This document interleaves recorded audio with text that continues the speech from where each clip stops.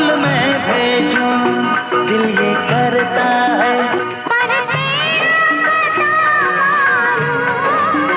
चोरी चोरी नजर मिला के, हाय वो तेरा शर्माना।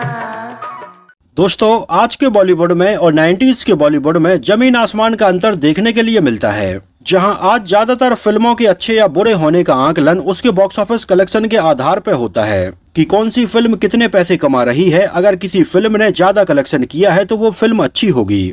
लेकिन 90s में ऐसा बिल्कुल भी नहीं था। किसी फिल्म का बजट कितना है और ये फिल्म कितने पैसे कमा रही है, इन सारी बातों की जानकारी केवल फिल्म के प्रोड्यूसर्स ही रखते थे। आम लोगों का इन सारी बातों से कुछ भी लेना देना नहीं था।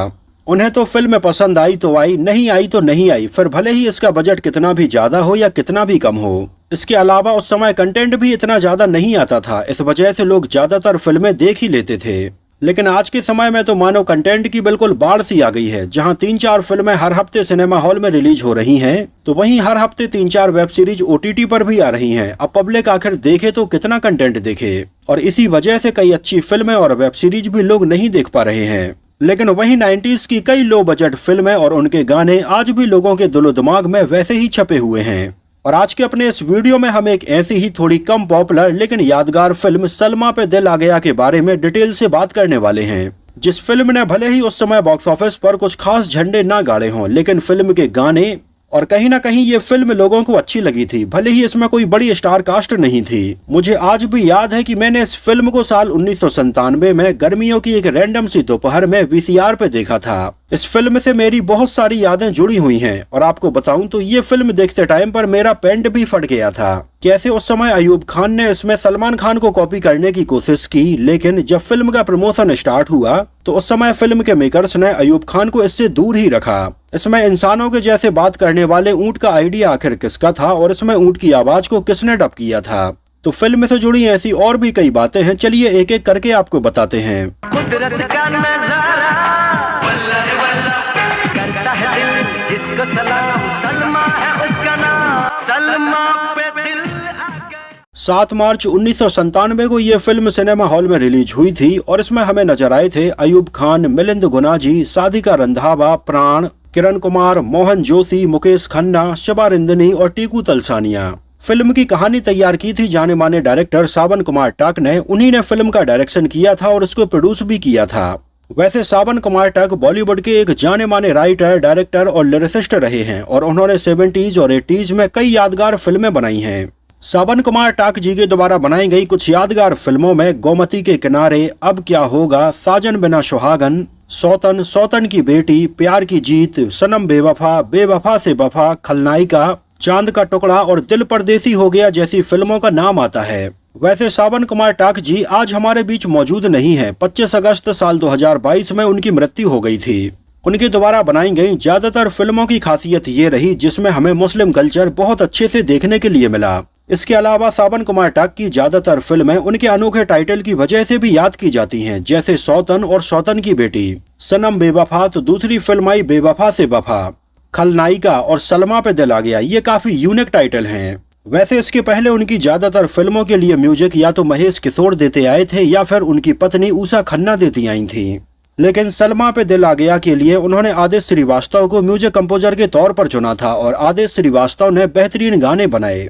इसकी ऑडियो कैसेट को विस्ता म्यूजिक पर रिलीज किया गया था, और इसके म्यूजिक एल्बम में टोटल 8 गाने हमें सुनने के लिए मिले। ये गाने थे फूल मैं भेजूं दिल ये कहता है, इसका टाइटल सॉन्ग सलमा पे दिल आ गया। इसके अलावा मेरे पाँव में मेहंदी लगी है, बेकाली बेखुदी, मोहब्बत ऐसी मेहंदी, जरा ढोल की बजाओ, दिल है दीवाना और कुदरत का नजारा, जिनमें से इस साल इसके 2 गाने फूल मैं भेजूं दिल ये कहता है और इसका टाइटल सॉन्ग सलमा पे दिल आ गया बहुत बड़े हिट रहे थे। उन दोनों अक्सर म्यूजिक सेंटर्स पर लोग इन दोनों ही गानों को अपनी कैसेट में भरवाने के लिए जाते थे। और वैसे उस समय फिल्म का कोई बहुत ज्यादा प्रमोशन नहीं किया गया था, लेकिन फिल्म के इन दोनों ही गानों की वजह से ये फिल्म लोगों की नजर में आ गई थी। गानों में आवाजें थी लता मंगेशकर, कुमार शानू, उदित नारायण, अमित कुमार, आशा भोंसले, विपिन सचदेवा, अलका याग्निक और ऋचा शर्मा की। उन दिनों मुझे याद है कि मैंने इसकी ऑडियो कैसेट तो नहीं खरीदी थी, लेकिन इन दोनों ही गानों को अपनी एक फेवरेट कैसेट में जरूर भरवाया था। ज्यादातर गानों के लिरिक्स लिखे थे खुद इसके डायरेक्टर और प्रोड्यूसर सावन कुमार टक जी ने ही। उनके अलावा कुछ गानों के लिरिक्स लिखे थे रविंद्र जैन और देव कोहली ने। वैसे यहाँ पर आपको एक बात और बताते चलें कि सावन कुमार टक एक डायरेक्टर और प्रोड्यूसर के अलावा एक बहुत अच्छे लिरिसिस्ट भी थे। जैसे उनके द्वारा लिखे गए कुछ यादगार गाने में आपको बताऊं तो इनमें जिंदगी प्यार का गीत है, तेरी गलियों में ना रखेंगे कदम आज के बाद, हम भूल गए रे हर बात मगर तेरा प्यार नहीं भूले और चूड़ी मजा ना देगी जैसे कई बेहतरीन गाने शामिल हैं। यहाँ तक कि फिल्म कहो ना प्यार है के गाने चांद सितारे के लिरिक्स भी सावन कुमार टक जी ने ही लिखे थे। एक नजर डालें इसके बजट और बॉक्स ऑफिस कलेक्शन के ऊपर तो फिल्म का बजट कोई बहुत ज्यादा नहीं रखा गया था। लगभग 1.5 करोड़ रुपए में ये फिल्म बनकर तैयार हो गई थी और उस समय इंडिया में इसने कलेक्शन किया था लगभग 88 लाख रुपए और वर्ल्ड वाइड में लगभग 1 करोड़ 55 लाख रुपए का कलेक्शन हुआ।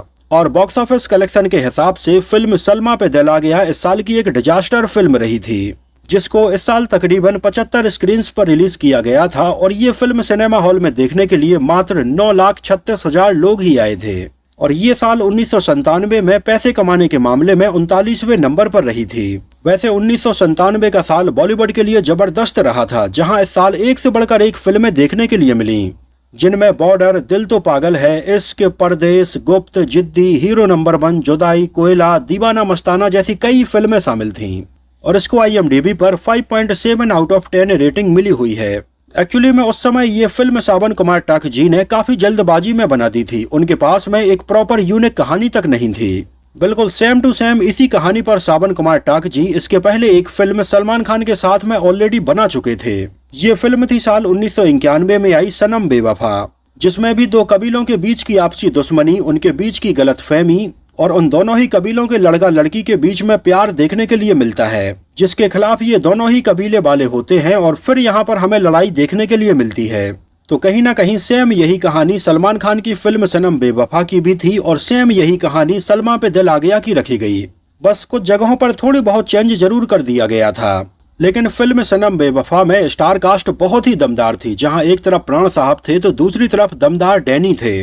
और जब इन दोनों के बीच में लड़ाई होती है या डायलॉग बाजी चलती है तो भाई मजा आ जाता है। लेकिन सलमा पे दिल आ गया में ये किरदार निभाए थे किरण कुमार और मुकेश खन्ना ने। वैसे इन्होंने भी अपने किरदार को ठीक ठाक निभाया था, लेकिन ये उस लेवल को मैच नहीं कर पाए। तो कहीं ना कहीं सावन कुमार टक ने सनम बेवफा की सफलता को देखते हुए सेम इसी कहानी के ऊपर एक और फिल्म बनाने का डिसाइड किया था, जिसको वो काफी कम बजट में बनाने की तैयारी कर रहे थे। इस वजह से इसमें नए एक्टर और एक्ट्रेस को लिया। हालांकि अयूब खान उस समय तक कई और फिल्मों में काम कर चुके थे, लेकिन उनकी फिल्म सलामी के अलावा ज्यादा फिल्में नहीं चल पाई थीं। तो अयूब खान की मार्केट वैल्यू उतनी ज्यादा नहीं थी और अयूब खान काफी कम फीस में इस फिल्म में काम करने के लिए तैयार भी हो गए थे। और ऊपर से सावन कुमार टक को इसमें एक ऐसा लड़का चाहिए था जिसके ऊपर ये पगड़ी बांधकर वो बिल्कुल एक मुस्लिम जैसा ही नजर आए। और अयूब खान का इसके लिए स्क्रीन टेस्ट लिया गया और अयूब खान इसके लिए उन्हें परफेक्ट नजर आए। और वैसे अयूब खान इस पगड़ी में बहुत खूबसूरत भी लगे हैं।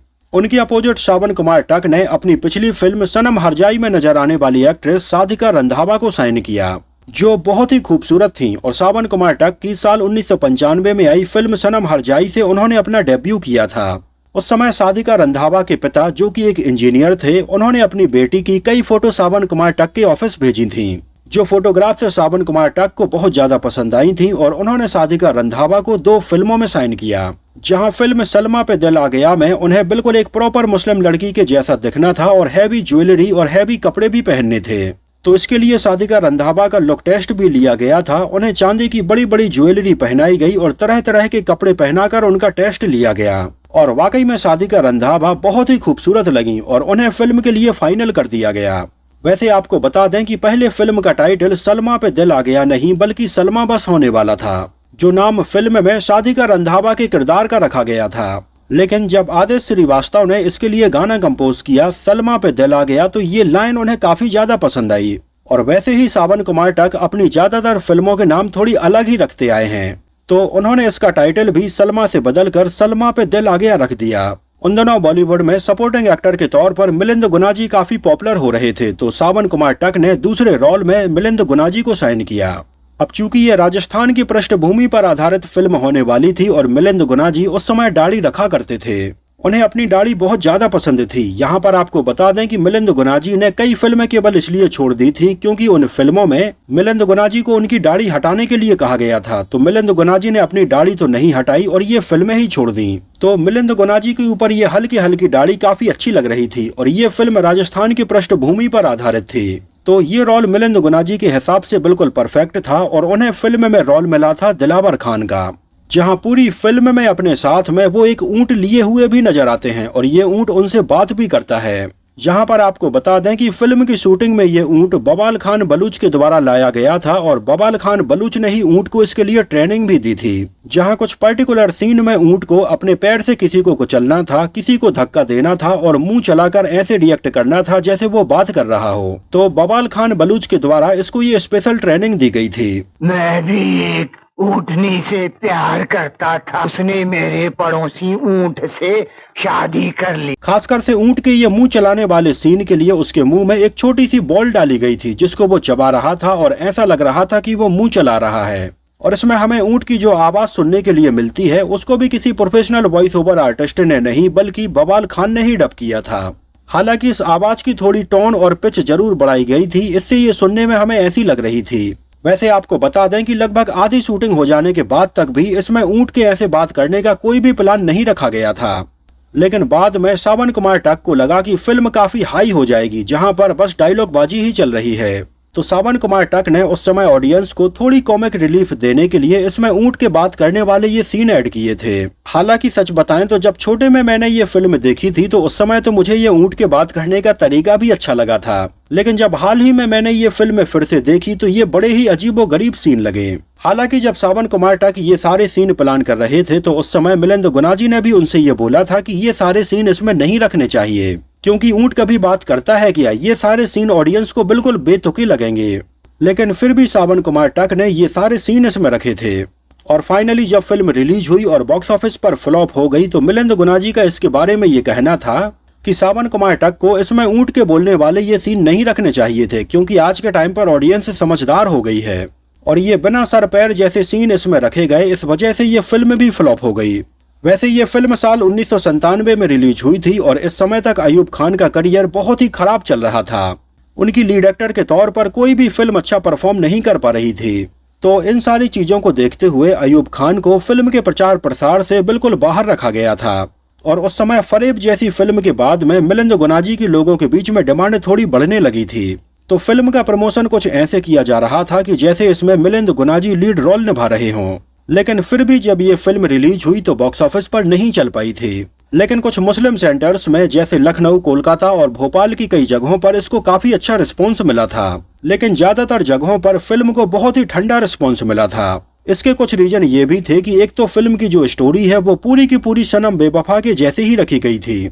इसके अलावा फिल्म की ज्यादातर शूटिंग केवल और केवल सेट पर ही की गई थी, जहां इसमें अयूब खान के घर के तौर पर और सादिका रंधावा के घर के तौर पर महबूब स्टूडियो, फिल्मालय और फिल्मिस्तान स्टूडियो में सेट लगाया गया था। और ये सेट ऐसा था जो देखते टाइम पर पूरा समझ में आ रहा था कि ये फिल्म का सेट है। जैसे इस हवेली के बाहर का थोड़ा सा सीन हमें नजर आता तो बैकग्राउंड में बड़ा सा पोस्टर लगा हुआ नजर आता है, जहां इस पोस्टर पर पेड़ और आसमान नजर आ रहा है। ये रियल में नहीं था, ये बड़े बड़े वॉलपेपर लगे हुए थे।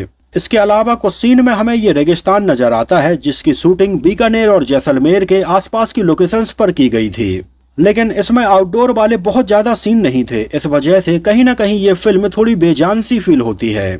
लेकिन इसके गानों को बहुत ही खूबसूरती के साथ में शूट किया गया था। आपको बता दें कि इसमें हमें जाने माने एक्टर प्राण भी नजर आए थे और ये वो समय था जब तक प्राण फिल्मों में काम करना लगभग बंद कर चुके थे।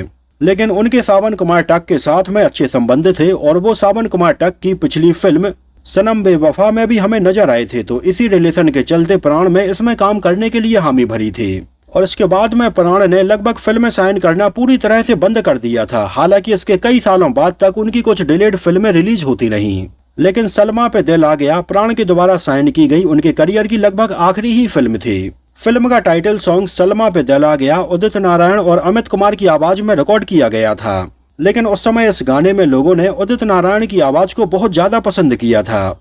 यहाँ पर आपको बता दें कि जानी मानी सिंगर ऋचा शर्मा ने फिल्म सलमा पे दिल आ गया के लिए अपने करियर का पहला गाना रिकॉर्ड किया था, ये गाना था विपिन सचदेवा और ऋचा शर्मा की आवाज में मोहब्बत ऐसी मेहंदी। ऋचा शर्मा इसके बाद में काफी पॉपुलर हो गई थी और आगे चलकर उन्होंने कई पॉपुलर गाने गाए थे। तेरा बचपन जो बदला जवानी में, मुझे डाल दिया है परेशानी में। हमें नखरे ना दिखाओ गोरियो, इसके अलावा इसमें हमें एक गाना सुनने के लिए मिला था, जरा ढोल की बजाओ गोरियो। एक्चुअली में इस गाने का पूरा म्यूजिक कॉपी किया गया था साल 1995 में आई एक पाकिस्तानी फिल्म सरगम से, जो गाना था जरा ढोल की बजाओ गोरियो। इसमें अदनान सामी और जेबा बख्तियार नजर आए थे और इस गाने को अदनान सामी और आशा भोंसले ने गाया था। सादिका रंधावा ने अपने एक इंटरव्यू में फिल्म के बारे में बताया कि फिल्म की शूटिंग करना काफी मुश्किल हुआ, क्योंकि इसके ज्यादातर सीन में उन्हें बिल्कुल हैवी ज्वेलरी और हैवी कपड़े पहने हुए नजर आने थे। तो इंडोर लोकेशन पर तो ये सीन आसानी से शूट हो जाते थे, लेकिन जब भी रेगिस्तान में उन्हें इस तरह की ड्रेस पहनकर ये सीन शूट करने होते तो बड़ी मुश्किल हो जाती, क्योंकि एक तो रेगिस्तान में नॉर्मली चलते भी नहीं बन रहा था। तो ऐसे में इतने भारी भरकम कपड़े पहनकर चलना और इतनी ज्वेलरी पहनकर चलना काफी मुश्किल हो रहा था, जहाँ कई बार तो रेगिस्तान में चलते हुए या दौड़ते हुए वो गिर भी जाती और पूरे कपड़ों पर धूल लग जाती और बाद में क्रू वाले उनके कपड़ों से धूल झाड़ते और दोबारा से शॉट लेते। आपको बता दें कि सादिका रंधावा बॉलीवुड में कुछ ज्यादा सफल नहीं हो पाई और आगे चलकर उन्होंने तेलुगु, पंजाबी, गुजराती और मराठी और भोजपुरी फिल्मों में भी काम किया। सलमा पे दिल आ गया के बाद वो हिंदी में अब के बरस, काश आप हमारे होते और शिकार जैसी कुछ फिल्मों में नजर आई, लेकिन हिंदी में उनका करियर ज्यादा सफल नहीं हो पाया। वैसे सादिका रंधावा काफी खूबसूरत थी और इस दौरान वो हमें कई टीवी शोज में भी नजर आई, जैसे Karishma, the miracle of destiny, Chandramukhi, एक दिन अचानक और पनाह जैसे कई टीवी सीरियल्स शामिल हैं। वैसे आपको बता दें कि साल 1997 में आई सलमा पे दिल आ गया के अगले ही साल 1998 में सादिका रंधावा और अयूब खान हमें एक बार फिर से फिल्म हफ्ता वसूली में नजर आए थे, जिसमें ये दोनों एक दूसरे के ही अपोजिट थे। लेकिन आगे चलकर अयूब खान की भी कुछ एक और फिल्में आई, लेकिन वो भी ज्यादा सफल नहीं हो पाए और आगे चलकर वो फिल्मों में सपोर्टिंग रोल करने लगे थे और फिर टीवी में काम करने लगे थे। और कहीं ना कहीं अगर देखा जाए तो अयूब खान को जो सफलता फिल्मों में नहीं मिल पाई वो टीवी सीरियल्स में मिली। डायरेक्टर श्रावण कुमार टक की बात करें तो सलमा पे दिल आ गया के बाद उन्होंने 3 फिल्में और डायरेक्ट की। ये फिल्में थी साल 1999 में आई मदर, साल 2003 में आई दिल परदेसी हो गया और 2006 में आई सावन द लव सीजन। लेकिन अफसोस की उनके द्वारा डायरेक्ट की गई ये तीनों ही फिल्में बॉक्स ऑफिस पर बुरी तरह से फ्लॉप रहीं। जहां तक कि 2006 में आई उनकी फिल्म सावन में पहले सलमान खान नहीं होने वाले थे, लेकिन सावन कुमार ने उनसे रिक्वेस्ट की कि सलमान खान इससे अपना नाम जोड़ दें तो ये फिल्म चल सकती है। और सलमान खान सावन कुमार टक के साथ में इसके पहले सनम बेवफा और चंद्रमुखी जैसी फिल्मों में काम कर चुके थे और वो सावन कुमार टक की काफी इज्जत भी करते थे, इस वजह से उन्होंने अपना नाम इससे जोड़ लिया। लेकिन इसके बावजूद भी film Sawan the love season नहीं चल पाई थी। वैसे सलमा पे दिल आ गया मेरे और मेरे कई कजिन्स ने मिलकर देखी थी और हमें उस समय तो ये फिल्म बहुत पसंद आई थी और अक्सर हम इसके गानों के ऊपर डांस किया करते थे। और एक बार हम सारे कजिन्स इसके गाने पर डांस कर रहे थे, कुदरत का नजारा वल्ला रे वल्ला। और जब इस गाने में एक लाइन आती है, करता है दिल जिसको सलाम, सलमा है उसका नाम, उस समय डांस करते करते इस लाइन में मैं इतना ज्यादा एक्साइटेड हो गया कि सीधे अपने घुटनों के बल बैठ गया और पीछे से मेरा पैंट पूरा फट गया। हालांकि मुझे भी पता चल गया था कि मेरा पैंट फट गया है और जब मैं खड़ा हुआ तो मेरे सारे कजिन्स की हंसी नहीं रुक रही थी। सारे लोग नीचे जमीन पर लोट लोट के हंस रहे थे और मुझे इसके बाद इतनी ज्यादा शर्म आई कि मैं भाग के सीधे बाथरूम में छुप गया था और अंदर से दरवाजा बंद कर लिया था। और बाथरूम के अंदर से मैं सुन रहा था कि मेरे सारे कजिन्स अभी तक जोर जोर से हंस रहे हैं। खैर काफी देर के बाद जब मेरी मम्मी आई तो उन्होंने मुझे दूसरा पैंट ला के दिया और तब मैंने वो पैंट पहना और बाथरूम से बाहर निकला। तब से लेकर आज तक जब भी इस गाने का जिक्र होता है या जब भी इस फिल्म का नाम कहीं पर आता है तो सारे कजिन्स मेरी तरफ देखकर जोर जोर से हंसने लगते हैं। खैर उस समय मेरे ऊपर इन सारे लोगों को हंसता हुआ देखकर मुझे बुरा लग रहा था, लेकिन अब सोच सोच कर हंसी आती है। तो कुछ ऐसी मेरी इस फिल्म से और गाने से यादें जुड़ी हुई थीं। वैसे आप लोगों को ये फिल्म कैसी लगी थी, इसके गाने आपको कैसे लगे थे, और अगर आप में से इसको किसी ने उस समय सिनेमा हॉल में देखा हो तो हमें सिनेमा हॉल का नाम और शहर का नाम भी जरूर बताना। तो फिलहाल के लिए इस वीडियो में इतना ही। अगर ये वीडियो आपको पसंद आया हो, मेरी मेहनत आपको पसंद आई हो, तो इसको प्लीज लाइक करके मुझे इस बात का जवाब जरूर दीजिए। तो मिलते हैं किसी नए वीडियो में कुछ और ऐसी ही इंटरेस्टिंग और रोचक बातों के साथ।